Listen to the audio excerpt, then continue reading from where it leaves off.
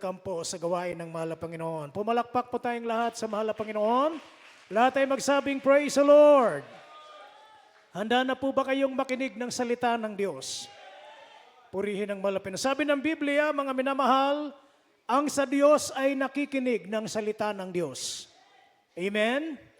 Tayo pong lahat ay sa Diyos. Amen?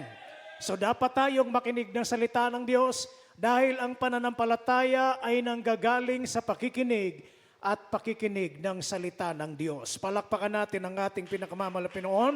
At sa hapong ito, mga minamahal, ilabas natin ang ating mga banal na kasulatan. Kung mayroon po kayong mga ballpen at papel, isulat niyo po ang ilang talata na ating pong babasahin, mga minamahal,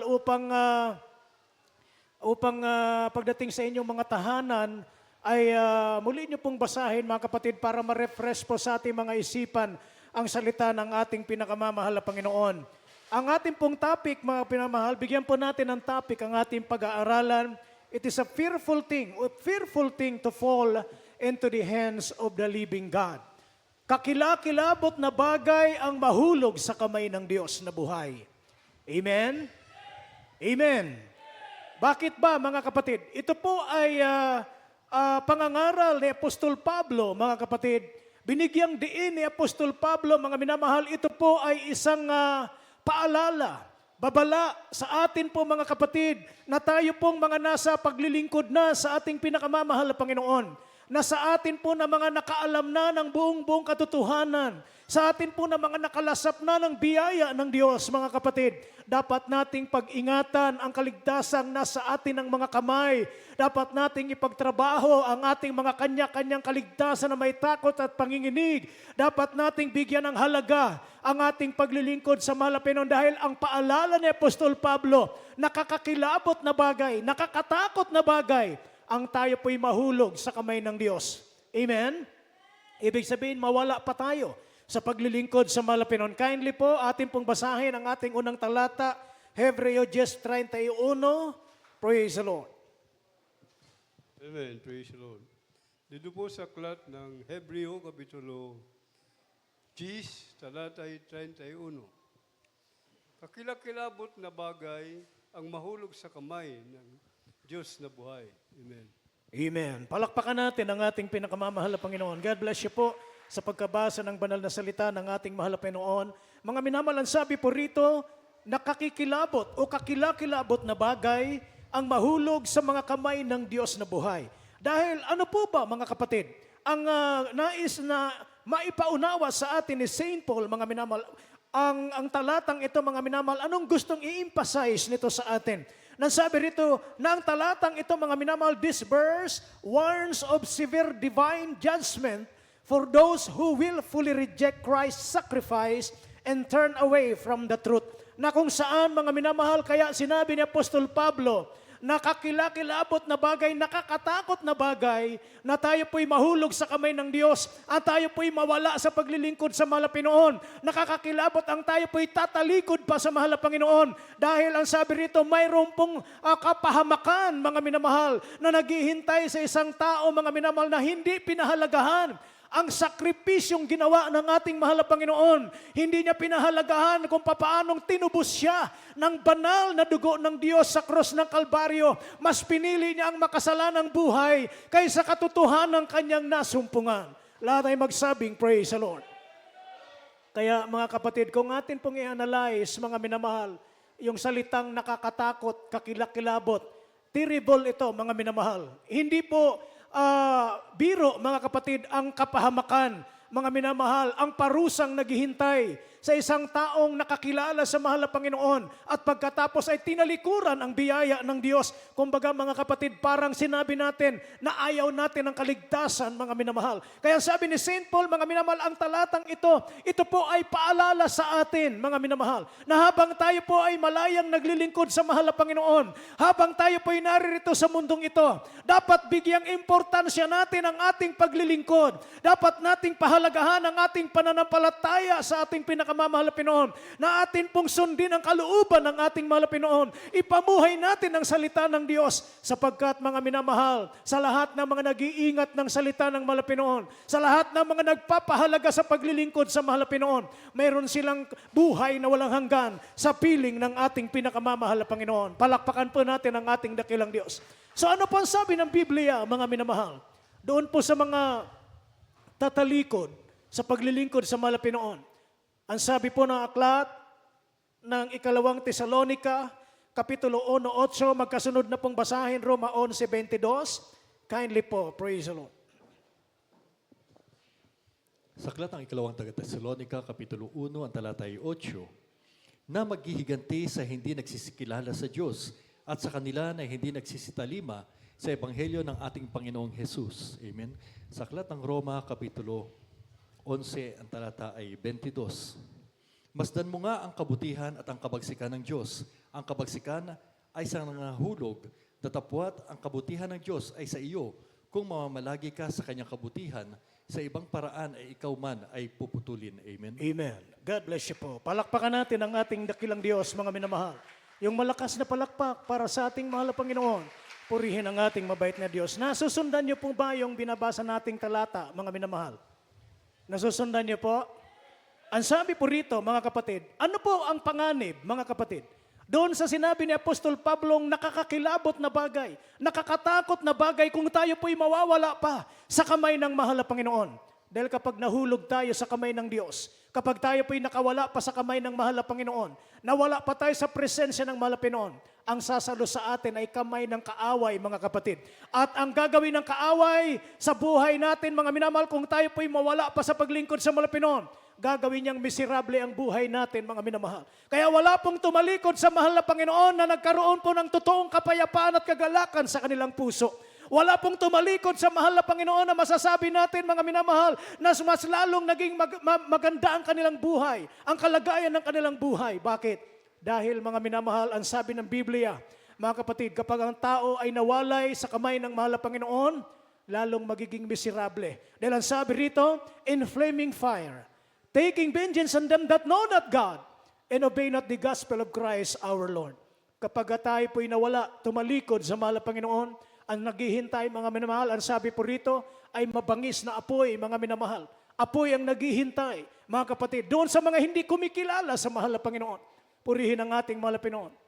At hindi tumatalima sa ebanghelyo ng ating pinakamamahal na Panginoon. Kaya, mga kapatid, ang tayo po'y mapabilang sa tunay na gawain ng mahal na Panginoon. Ito na ang pinakadakilang pagpapala na natamo natin, na tayo po'y napabilang sa tunay na gawain ng ating dakilang Diyos, na dito po, mga minamahal, mayroong kaligtasan. Natitiyak natin ang kaligtasan, hindi ba kasakali ang kaligtasan? 101% tiyak natin ang kaligtasan kung tayo po'y magpapatuloy sa paglilingkod sa ating pinakamamahal na Panginoon. Laray magsabing, praise the Lord.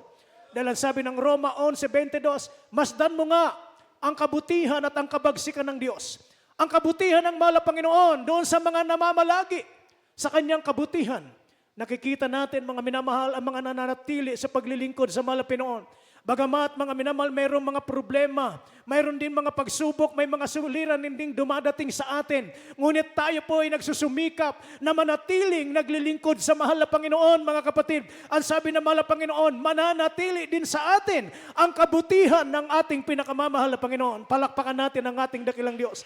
Ngunit ang kabagsikan ng mahal na Panginoon, sabi ng Biblia, doon sa mga nahulog, yun ang makakaranas ng kabagsikan ng Diyos. Kaya yung sinasabi ng ibang tao, mga minamahal, na hindi kaya ng Diyos na itapon ang tao sa impyerno dahil ang Diyos ay pag-ibig. Totoo pong ang Diyos ay pag-ibig, mga minamahal. Kaya nga mismo ang mahal na Panginoon na nagsabi ng Biblia na Diyos din ang may ibig, na ang lahat ng tao ay mga ligtas at makaalam ng katotohanan. Palakpakan natin ang ating pinakamamahal na Panginoon. Ngunit, mga kapatid, doon sa mga nagbaliwala, doon sa mga hindi pinahalagahan ang sakripisyo ng mahal na Panginoon, hindi pinahalagahan ang pagkatawag sa Kanya ng Diyos, hindi pinahalagahan ang mga nakita niyang mga himala, mga dakila at kamanghamanghang gawa ng Diyos sa kanyang buhay. Siya'y lumayo, tumalikod sa paglingkod sa mahal na Panginoon. Ang sabi rito, ang dadanasin niya ay ang kabagsikan ng ating pinakamamahal na Panginoon. Lahat ay magsabing, praise the Lord. Kaya sa atin, mga minamahal, ano po ang pinapaalala ni St. Paul, mga kapatid? Gaano po nakakakilabot, mga minamahal? Gaano po kadelikado na tayo po'y mawalay, tatalikod pa sa paglilingkod sa mahal na Panginoon? Tandaan po natin, ulitin ko po, mga minamahal. Ito pong ating pinag-aaralan, ito po ay paalala lamang ni Apostol Pablo sa atin, mga kapatid. Dahil lalo po ngayon, napalapit ng palapit ang pagbabalik ng ating pinakamamahal na Panginoon. Pahirap ng pahirap ang buhay, mga minamahal. Pabigat ng pabigat ang mga pagsubok at mga suliranin na dumadating sa atin, mga kapatid. Anong pipiliin natin? Mga minamahal, lagi nating piliin ang manatili sa paglilingkod sa ating pinakamamahal na Panginoon. Dahil kung lalayo tayo sa mahal na Panginoon, kung tatalikod tayo sa ating pinakamamahal na Panginoon, mga minamahal, iyon po ang sinabi ni Apostol Pablo na delikado at nakakatakot na bagay. Bakit po? Dahil ang sabi po na aklat ni San Mateo, Kapitulo 12, talatang 43 hanggang 45, mga minamahal. Kindly po, basahin po natin. Sa aklat ng Mateo, Kapitulo 12, ang talatay 43 hanggang 45. Datapwat ang karumal-dumal na espiritu kung siya ay lumabas sa tao, ay lumalakad sa mga dakong walang tubig na humahanap ng kapahingahan at hindi makasumpong. Kung magkagay sinasabi niya, babalik ako sa aking bahay na nilabasan ko, at pagdating niya ay nasusumpungan niyang walang laman, walis na at nagagayakan. Kung magkagay yumayaon siya at nagsasama ng 7 pang espiritu na lalong masama kaysa kanya, at sila'y nagsisipasok at nagsisitahan doon, at nagiging lalo pang masama ang huling kalagayan ng taong yaon kaysa una, gayon din ang mangyayari sa masamang lahing ito. Amen. Amen. Palakpakan natin ang ating pinakamamahal na Panginoon. Lahat po'y magsabing praise the Lord. So ano po yung danger, mga kapatid? Mga minamahal, ang sinabi ng Biblia sa ating binasa, mga minamahal, kapag ang isang Kristiyano, mga kapatid, ay lumapit sa mahal na Panginoon, tinanggap ang mahal na Panginoon, naglingkod sa mahal na Panginoon, kung meron kang isang karamdaman na pinagaling ng mahal na Panginoon, mga minamahal, kung meron kang isang bisyo na binago ka ng mahal na Panginoon, kapag ka ang isang Kristiyano ay tumalikod sa mahal na Panginoon, mga minamahal, ang sabi rito, mas magiging worse yung kanyang buhay. Bakit po, mga kapatid? Dahil ang sabi rito, mga minamahal, yung isang masamang espiritu na lumabas sa isang tao, mga minamahal, kapag ka siya ay tumalikod sa paglilingkod sa Diyos, babalik yon at magsasama pa ng 7 masasama, mga minamahal. Kaya mas grabe po, mas lalong magiging masama ang kalagayan ng taong yon, mga kapatid. Hallelujah. Na kung saan, mga minamahal, kapag ka tayo lumapit sa mahal na Panginoon, binigyan tayo ng kapayapaan ng puso't isipan. Pinagaling tayo sa karamdaman, mga minamahal. Binago ang ating buhay. Kapag ang isang Kristiyano ay tumalikod, mga kapatid, ang kapayapaan ng puso't isipan na mayroon siya, aagawin ng kaawayan, mawawalan siya ng peace of mind, mawawalan siya ng peace of the heart, mga minamahal. Pati yung karamdaman niya, pwedeng ibalik yun, mas higit pa, mga kapatid. Lahat ay magsabing, praise the Lord. Bakit? Dahil, mga minamahal, ang kaaway ay nag-aabang lamang, mga kapatid, sa isang Kristiyano na siya mawala at gagawin niyang miserable ang buhay ng isang taong tumalikod sa ating pinakamamahal na Panginoon. Kaya nakakatakot, mga minamahal. Lalo po sa panahon po natin ngayon, na hindi natin, mga minamahal, makita, mga kapatid, hindi naman lingid sa ating mga mata ang mga nangyayari sa panahon po natin. Ang digmaan, mga kapatid, yung nangyayari sa Middle East, na andyan hanggang ngayon hindi natatapos, mga kapatid. Purihin ang ating mahal na Panginoon. Marami po ang nadadamay at napapahamak, mga kapatid. Ito po ay tanda ng mga huling araw, ang kahirapan, mga minamahal. Lahat yan ay tanda na tayo po'y nasa huling panahon na, mga kapatid, at malapit na tayo sa finish line. Malapit nang magbalik ang ating pinakamamahal na Panginoon. Kung kaya ang diablo, mga minamahal, sabi ng Biblia, Satan's like a roaring lion, seeking whom he may devour. Hinahanap niya yung kanya masisila. Ang kaaway, ang ginagawa niya, mga minamahal, dinidiscourage niya ang mga Kristiyano, mga kapatid, para mawalan ng ganang dumalo, mawalan ng ganang maglingkod sa mahal na Panginoon. Ngunit tandaan po natin, mga kapatid, tayo po, mga minamahal, anumang pong problema, anumang pong karamdaman, anumang sitwasyon natin sa buhay, huwag nating isipin, ang sabi nga ng ating dearly beloved honorable parents in the Lord, sabi nila, mga minamahal, niisipin natin na lalayo pa tayo sa mahal na Panginoon. Niisipin natin na tayo tatalikod pa sa paglilingkod sa Diyos. Huwag na nating isipin, mga minamahal. Bakit? dahil nakakatakot na bagay ang mawala sa presensya ng ating pinakamamahal na Pinoon. Palakpakan po natin ang ating dakilang Diyos. Lahat po'y magsabing praise the Lord. Kaya mga manamahal, nakakita na ba kayo ng Kristiyano na tumalikod sa paglilingkod sa mahal na Panginoon na naging maganda ang kalagayan ng kanyang buhay? Mga minamahal, sa totoo lang po, hindi po tayo nakakita ng ganon. Bakit? Dahil ang kaaway po, mga minamahal, ay laging nag-aabang para gawing miserable ang buhay ng isang tao. Ngunit tayong nananatili sa paglilingkod sa mahal na Panginoon, tayong mga nagpapatuloy sa paglilingkod sa mahal na Panginoon, bagamat hindi naman tayo exempted sa anumang mga pagsubok, mga minamahal. Hindi tayo exempted, mga minamahal, sa kahirapang nangyayari sa mundong ito. Nararanasan natin yan, mga minamahal, ngunit sinisikap natin. Nagpapatuloy tayo, mga minamahal, sa paglilingkod sa ating pinakamamahal na Panginoon. Ipinagtatrabaho natin ang ating mga kaligtasan na may takot at pakinginig sa harap ng ating pinakamamahal na Panginoon. Nagsusumikap tayo magpatuloy sa pagdalo. Palakpakan po natin ang ating pinakamamahal na Panginoon. Bakit po? Ganon kahalaga ang kaligtasan sa atin, mga minamahal. Sabi ng ating minamahal, kagalang-galang mamagulang sa mahal na Panginoon, salvation is the greatest matter of importance. Wala nang pinakamahalaga sa buhay ng isang tao, lalo po sa atin na mga naglilingkod sa Diyos. Wala nang pinakamahalagang bagay, kundi ang matiyak natin, masigurado natin na tayo po'y papasok sa kapahingahan na ibinigay at inilaan ng ating pinakamamahal na Panginoon sa lahat ng mga naglilingkod sa Kanya. Palakpakan po natin ang ating pinakamamahal na Panginoon. Kaya sabi po rito, mga kapatid, ito po ang payo ni Apostol Pablo. Dahil nga, mga minamahal, sabi ng ating pinag-aaralan, nakakakilabot, nakakatakot, mga minamalang mahulog sa kamay ng Diyos. Kaya sabi po ni Apostol Pablo sa aklat ng Hebreo, Kapitulo 4, talatang 1-2, talon sa 6, o 1-2 lang po, mga minamahal, kindly po. Sa aklat po ng Hebreo, Kapitulo 4, talatay 1-2. Mga takot nga tayo, yamang may iniwang pangako sa pagpasok sa kanyang kapahingahan. Baka sakaling sino man sa inyo ay maging tulad sa di nakaabot niyon. Sapagkat tunay na tayo'y pinangaralan ng mabubuting balita, gaya rin naman nila. Ngunit hindi nila pinakinggan ang salitang napakinabangan. Ang salitang napakinggan dahil walang kalakip na pananampalataya ang nangakarinig. Amen. Amen. Palakpakan po natin ang ating dakilang Diyos. Ang lahat po ay magsabing, praise the Lord. Ano po ang payo ni Apostol Pablo, mga minamahal? Ang sabi niya, mga takot nga tayo, yamang may iniwang pangako ng pagpasok sa kanyang kapahingahan. So magkaroon tayo ng takot sa paglilingkod sa mahal na Panginoon. Mga minamahal, dahil ang buong katungkulan naman talaga ng tao, mga minamahal, ang sabi ng Ecclesiastes 12:13, ay matakot sa Diyos at sundin ang kanyang kalooban. Lahat ay magsabing, praise the Lord. Iyan ang buong katungkulan natin, mga minamahal. Kaya ang sabi ni Apostol Pablo, mga kapatid, mga takot nga tayo, yamang may iniwang pangako ang Diyos ng pagpasok sa kanyang kapahingahan. Baka sakaling sino man sa inyo ay maging tulad sa di nakaabot niyon.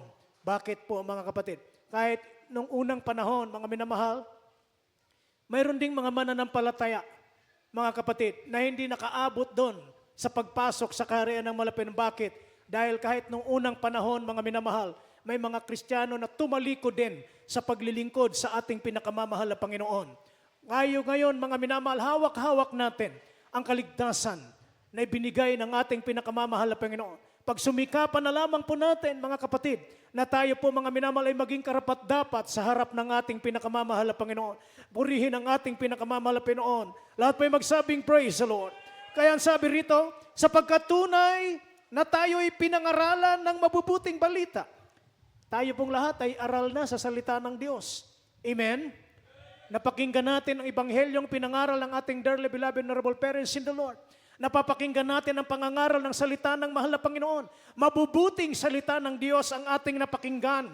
Ngunit ang sabi rito, gaya rin naman nila. Ngunit hindi nila pinakinabangan ang salitang napakinggan dahil walang kalakip na pananampalataya ang nakarinig. Laray magsabing, praise the Lord. Dito ipinangaral ang pagpasok sa langit. Ipinangaral ng ating mga magulang sa malapit na tiyak natin ang kaligtasan, ang pagpasok sa langit. Mga minamahal, Kaya anong gagawin natin? Sampalatayanan po natin yon. Panghawakan natin ang salita ng ating pinakamamahal na Pinoon upang huwag tayong matulad sa mga inaralan ng una, mga nakapakinig ng mabubuting salita ng Diyos, ngunit hindi nila napakinabangan dahil walang kalakip na pananampalataya. Palakpakan po natin ang ating pinakamamahal na Pinoon. Kaya nga, sabi ng huling talata, mga minamahal, atin pong buksan ang ating pong banal kasulatan. Sabi ng Biblia sa aklat ni San Lucas, Kapitulo 23, talatang 27 at 28. Last verse, maghanda na po yung manunugtog at yung magpapaawit. Praise the Lord. Sa aklat ng Lucas, Kapitulo 23, ang talatay 27 hanggang 28. At siya ay sinusundan ng isang makapal na karamihan sa bayan at ng mga babaeng nag-iiyakan at nananambitan dahil sa kanya. Datapwat paglingon sa kanila ni Jesus ay sinabi, mga anak na babae ng Jerusalem, huwag ninyo akong tangisan, kundi tangisan ninyo ang inyong sarili. Tangisan ninyo ang inyong sarili at ang inyong mga anak. Amen. Amen. Palakpakan natin ang ating pinakamamahal na Panginoon. Lahat po ay magsabing, praise the Lord. Maalala po natin ang ating mahal na Panginoon during the time na buhat-buhat niya yung mabigat na cross. Nakita siya ng mga babaeng taga-Jerusalem, naawa sila sa mahal na Panginoon. Dahil nakita nilang nahihirapan ang mahal na Panginoon na pasan-pasan yung napakabigat na cross. Pinapalo pa ng latigo ng mga sundalo ng Romano, mga kapatid. Awang-awa sila, yung mga kababaihan sa Jerusalem, awang-awa sila sa mahal na Panginoon. Pero ano ang sabi ng mahal na Panginoon sa kanila? Dahil umiiyak sila, dahil naawa sila sa mahal na Panginoon. Anong sabi ng mahal na Panginoong Yesus sa kanila? Kayong mga babae ng Jerusalem, huwag ninyo akong tangisan.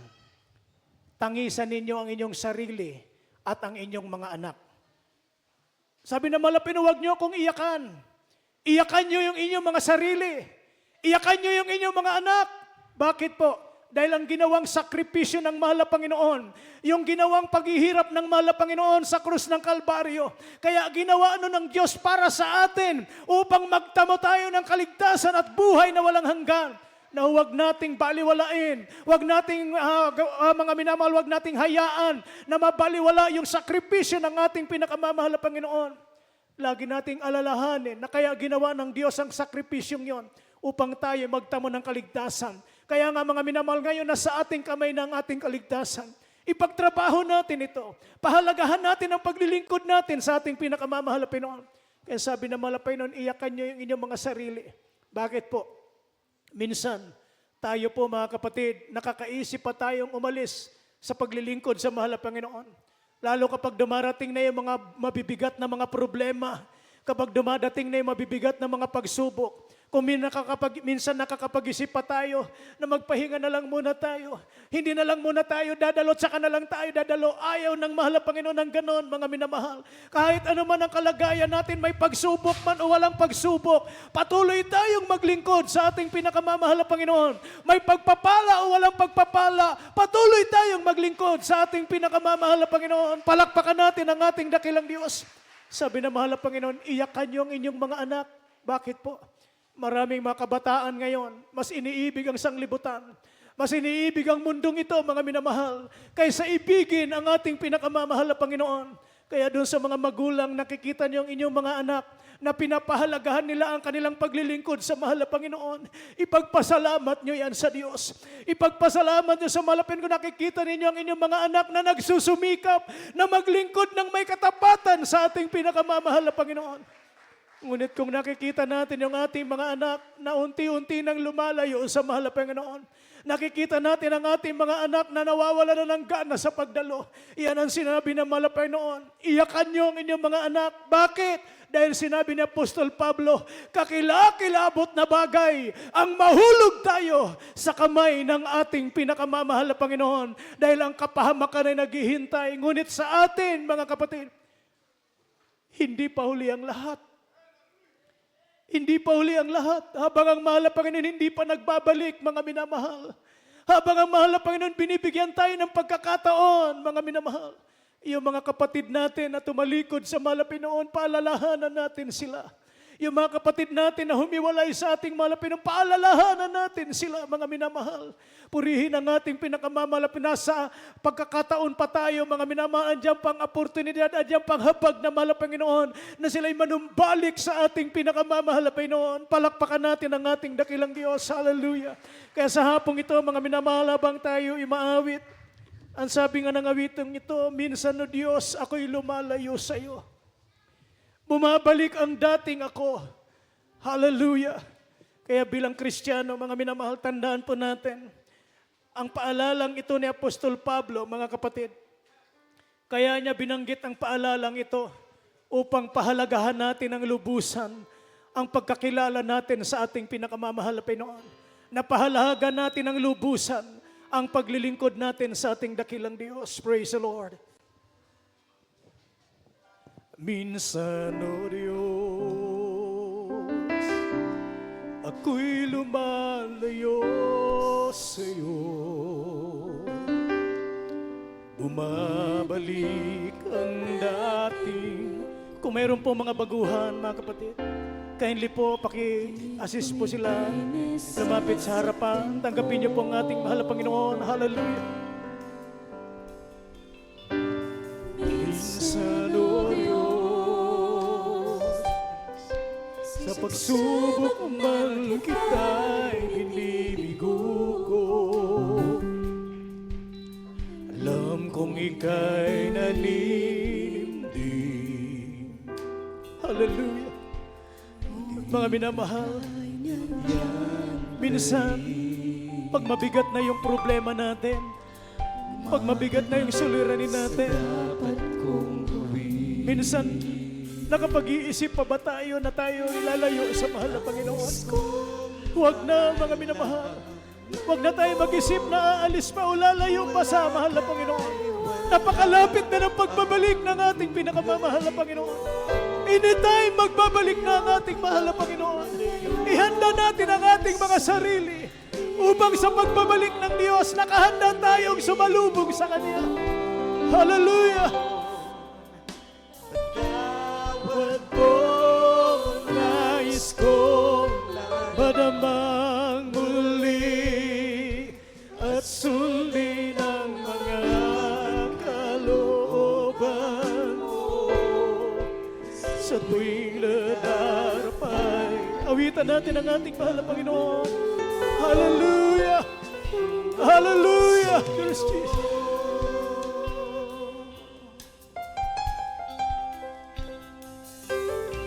Ang suliranin ko parang wala nang hangganan.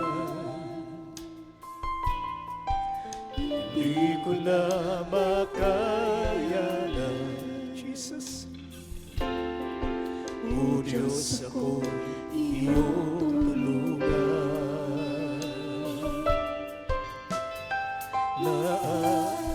Praise Jesus. Sabi na mahal na Panginoon, mga minamahal, huwag niyo akong iyakan. Iyakan niyo ang inyong mga sarili. Iyakan niyo ang inyong mga anak. Hallelujah. Dahil napakahirap ang mawalay sa kamay ng mga Panginoon. Napakahirap ang mawalay sa presensya ng Diyos. Hallelujah. Malaman mo, kung wala ka ay wala ang buhay ko. Malayo pa sa iyo, Panginoon. Patawad po, nais ko. Hallelujah! Purihin ka, mahal na Panginoon. So great the word is Jesus. Kalooban mo, sa tuwing nadarapay, ibagon mo, tungo sa iyo. Hallelujah! Praise Jesus. Nais ko